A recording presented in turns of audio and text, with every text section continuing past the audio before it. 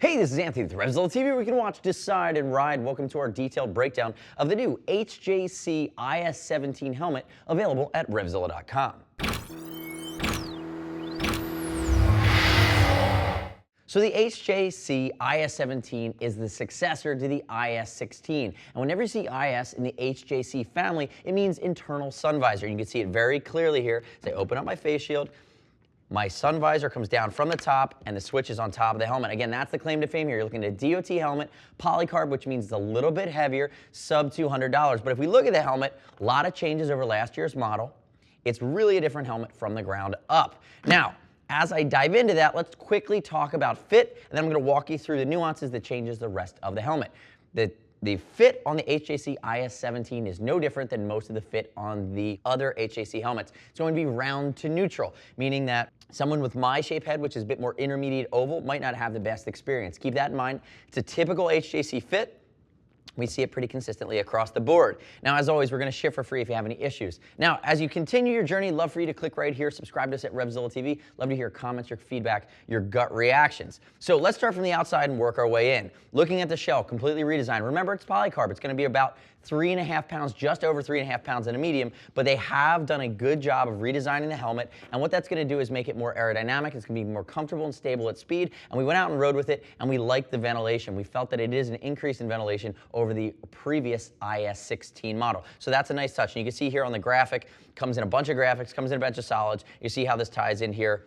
A little bit of a fast graphic going on here. Now, moving into our ventilation scheme, you're going to see basic chin vent, chimney vent on the top, passive venturi vents here in the back, again, allowing some channeling of the air out. They're going to be passive, meaning the airflow coming over the top, creating that vacuum, will suck that air in and away from your head. Now, one of the things I do like that I'm going to spend a little more time on, let's talk about this visor mechanism. Drop-down sun visors are great. Some folks like them because you don't have to change your shield. Some folks don't like them because they add a little bit of weight. But what HJC has done is they have developed this mechanism that's on a cushioned spring. So what happens is it has two detents. You can see it when I do that in the front here. So I'm going to go closed, detent 1, detent 2, depending on how far down you want it to go. And when I push the button and I let it retract, it's actually going to go smoothly. So when you do it at speed, it's not going to give you a headache, which is a nice touch. I like the way they've done that. Now, they have made a bunch of changes to the shield.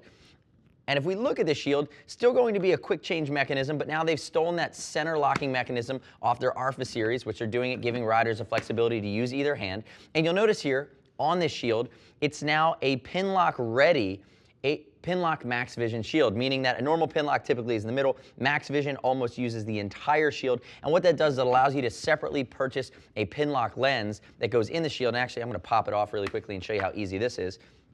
And if I do that, what you're going to see is there's a big depression here on the back side of the shield. That pin lock lens would sit in, it would go on these posts right here, and that would create that physical barrier that allows you to stay fog free versus having a chemical that would wear over time. It's a nice touch.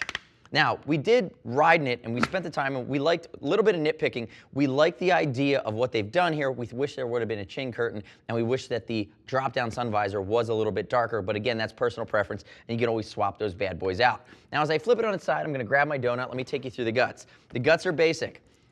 So as we move into the guts, what you're going to see is now instead of a silver cool lining, it's actually the super cool lining from HJC. And they're using smaller snaps to keep everything in. Again, the smaller snap is going to be strong, but it'll give you less of a pressure point depending. And they do have a bit of a cutaway, so you could add a communicator system, which is a nice touch. Notice the contour there. I'm going to pull my other side out.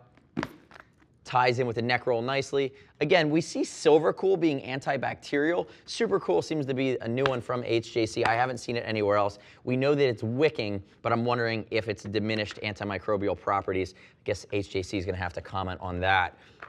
So as I pull out the internal liner, you're going to see it connects at the plastic at the brow, which is a nice touch. Notice big cutaways for vent channels. Notice the way the 3D comfort liner is stitched together. Again, you're looking a little bit no frills. Remember, you're in a category with Shoei, with Bell, with Scorpion, with AGV, and making some of the upgrades on some of those other helmets. You're going to get either different graphics that are a bit more stylish or some other creature comforts. You know, HJC tends to be the no frills option. Does a lot of things well, but nothing over the top that's dramatically exciting. And if you look at the vent channel, 10mm vents, driving down the center channel, exhausting out the rear. Again, it's complete, it's basic, it's foundational, it's sub $200 for a polycarb helmet with an internal sun visor, which is a nice touch. The next step in your journey is to click right here, read other rider reviews of the IS-17 at RevZilla.com. You don't have to take my word for it. As always, we will ship for free, and if you want to talk to a gear geek, you know who to call. See us at RevZilla.com or 877-792-9455. Thanks for watching our detailed breakdown of the new HJC IS-17 internal sun visor helmet. I'm Anthony. We'll see you next time.